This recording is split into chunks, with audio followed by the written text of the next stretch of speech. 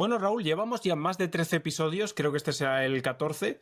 Pues creo que estaría muy bien hablarle al espectador directamente ahora y explicarle un poco teóricamente de dónde parte nuestra opinión o nuestra forma de ver este tema. Y qué mejor que empezar con el concepto base de todo esto, que es que ¿qué es una marca? ¿Qué es una marca, Raúl?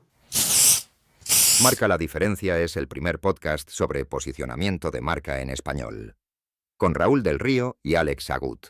Yo creo que la marca es lo que Harari, el famoso libro de Sapiens, llama un mito. Es decir, algo que no existe, que está creado por la mente humana y por lo tanto solo existe en la mente. Y que, como todo mito, y algo muy importante, existe en la medida en que es compartido por una gran cantidad de gente. Es decir, el dinero, por ejemplo, que es un mito, a ti te dan un billete de 50 euros y eso no vale nada. Pero a ti te sirve y tú crees en el dinero en la medida en que hay un montón de gente que cree que el dinero vale. O sea, Claro. El valor del dinero no es por lo que tú crees del dinero, sino porque los demás creen en el dinero. Y tú cuando lo tienes en la mano dices, esto me va a servir para llegar a un sitio, dárselo a un tipo, y el tipo me la va a aceptar a cambio de unos zapatos o de un pañuelo, ¿vale? Esa es la clave de un poco del mito. Algo que no existe, que es una creación de la mente humana y que es compartido por un grupo más o menos numeroso de gente, ¿no? Es decir, Sí. la gente que cree que, que existen los ángeles, pues es una cantidad determinada, la suficiente como para que los ángeles sean un mito.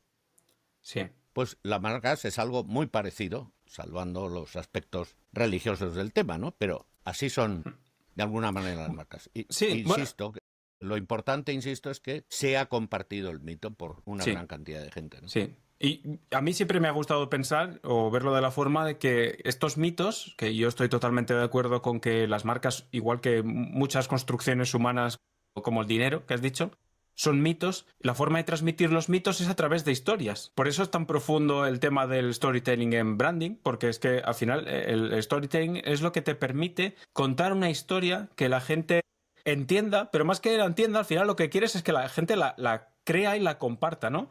Y a mí esto, yo lo he visto muy claro en el sector en el que yo estaba antes de las criptomonedas, con el tema de Bitcoin. La única forma que vaya subiendo la adopción de Bitcoin es que más gente vaya comprando la historia, la narrativa alrededor del mito. Porque al final es otro mito. Eso de que no se puede modificar y no sé qué en ordenadores y lo que sea, puede tener su base lógica y científica y tal, pero tú necesitas creértelo como ser humano, como inversor y como tal. También lo veo yo en el trading. También sabes, Raúl, que yo que hago trading y tal, una cosa son los numeritos, que está bien, pero a la hora de yo decidir, de voy a meter dinero ahí, yo me cuento una historia y cuanta más gente se cree esa historia, más sube el precio de la acción, porque al final es como un agregado de cuánta gente o cuánto capital está detrás soportando esta historia, este mito. Y a mí me parece, claro, si estamos hablando ya de que los mitos están respaldando una economía, o qué es lo que está en la base de una economía de trillones y trillones de dólares,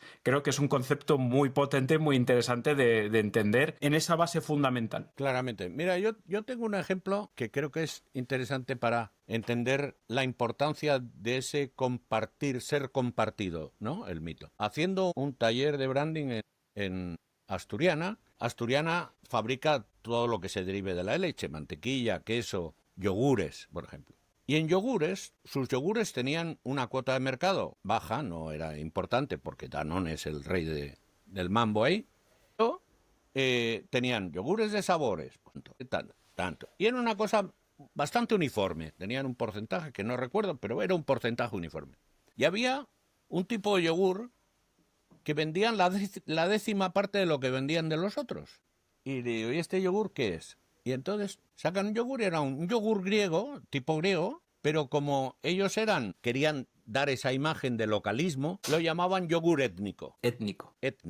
¿Qué es lo que les pasaba? Lo que les pasaba es que la gente no compartía ese mito. O sea, ¿qué coño es el yogur étnico? ¿No? cuando tú has creado el mito del yogur griego, entonces, y la gente lo comparte, sacas un yogur griego. Es decir, el consumidor, el comprador, piensa primero en la categoría y después en la marca. Si la categoría en la que tú te pretendes ubicar no es la adecuada, estás dificultando que la gente te encuentre. O sea, la gente, en cualquier sector que miremos, la gente no dice, voy a contratar a Técnicas Reunidas. No, lo primero que piensa es, ¿qué es lo que quiero hacer? Quiero montar una planta envasadora. Y lo segundo que piensa es, ¿qué marcas de ingeniería instalan plantas envasadoras? Pues aquí es lo mismo. Si tú quieres un yogur griego, vas a donde están los yogures griegos y miras las marcas que hacen yogur griego. Y te aparece de repente en esto un yogur que pone yogur étnico. ¿Será de Cabrero? ¿Qué será esto? ¿No? Ahí se ve, naturalmente es un yogur que Asturiana lo tiene discontinuado, ya no lo hace, ¿no? Pero ahí ves la importancia de que la gente comparta lo que tú estás contándole. Sí. Por eso nosotros planteamos que una marca ocupa una posición en la mente, pero está ocupando un hueco que exista en la mente. Si ese hueco no existe, tú no puedes posicionar la marca. Tú no puedes decir, por ejemplo, yo soy una marca de destilados. Tienes primero que debería existir un hueco en la mente que dijera destilado. Pero nadie piensa, me voy a tomar una copa de destilado. No. Voy a tomar un destilado. Me voy a tomar un destilado, ¿no? De la misma manera que la gente no dice, me voy a comprar una salsa. La gente piensa en una salsa concreta, sí, en un destilado concreto, en un refresco completo, ¿no? Claro.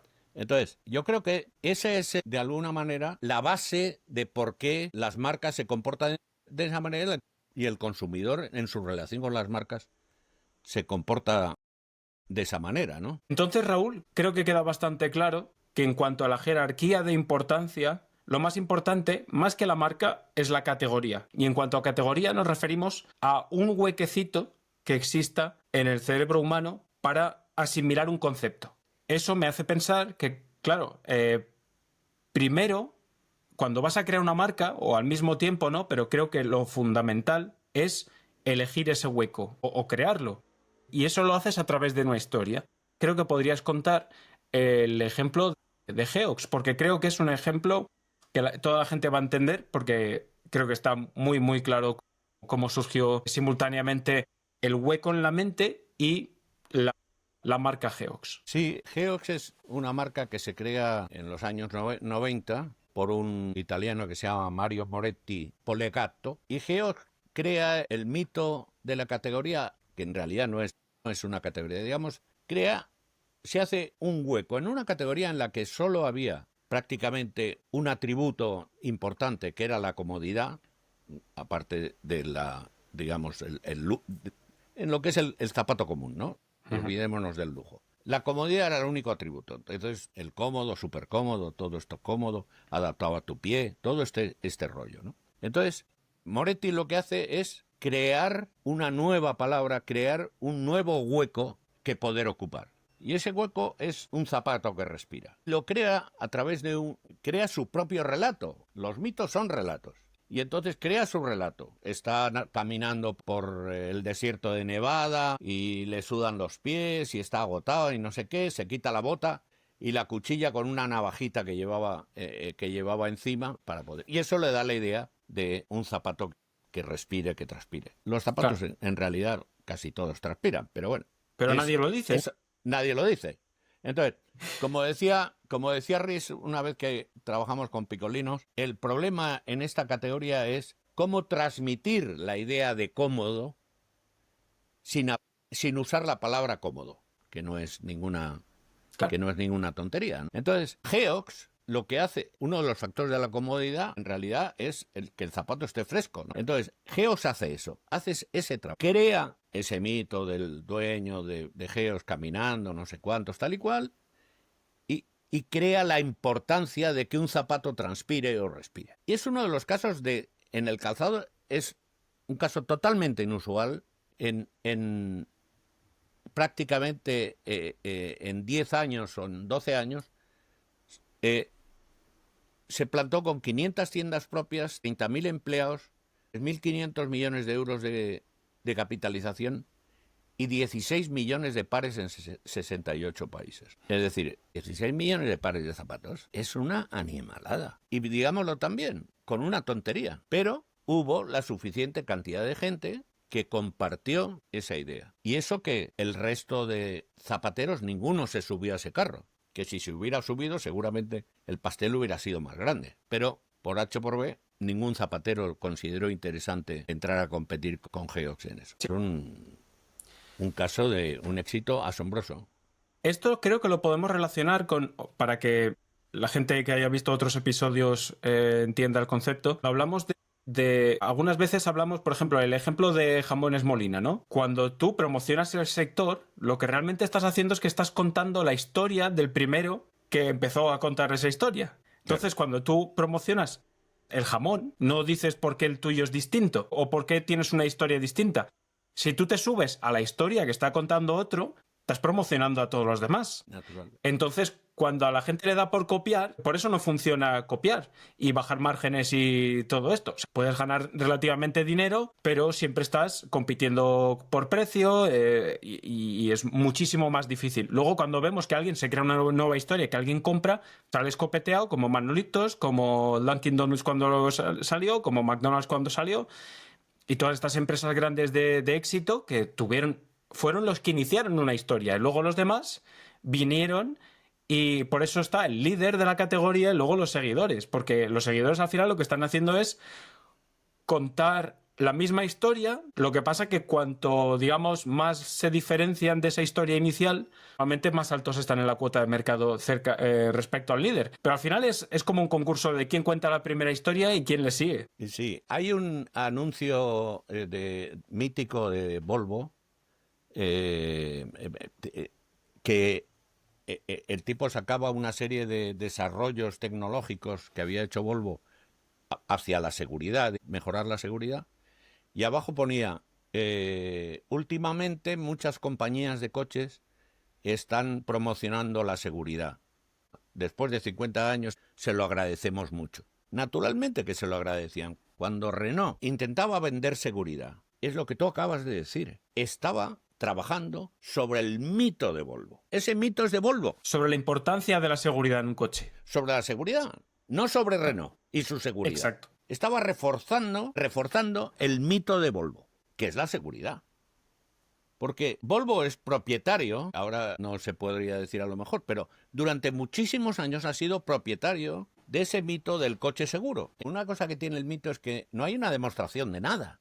Tú te lo tienes que creer. Al final Natural, o sea, es que Zeus mató a no sé quién lo sabe? ¿No? Moisés estaba en un junco entre las aguas hasta que lo rescataron. Coño lo sabe. Está escrito 800 años después de que pasó. Imagínate de uno a otro contándolo, sí, la cantidad de burradas que habrán salido. Pero yo creo que la gente necesitamos estas historias para justificar por qué tenemos ciertos hábitos culturales, por qué invertimos nuestro dinero haciendo no sé qué. Mira, ayer mismo, una tontería, pero ayer estaba todo el mundo discutiendo en Twitter porque las acciones de Oracle subieron 40%. Subieron un 40%. ¿40?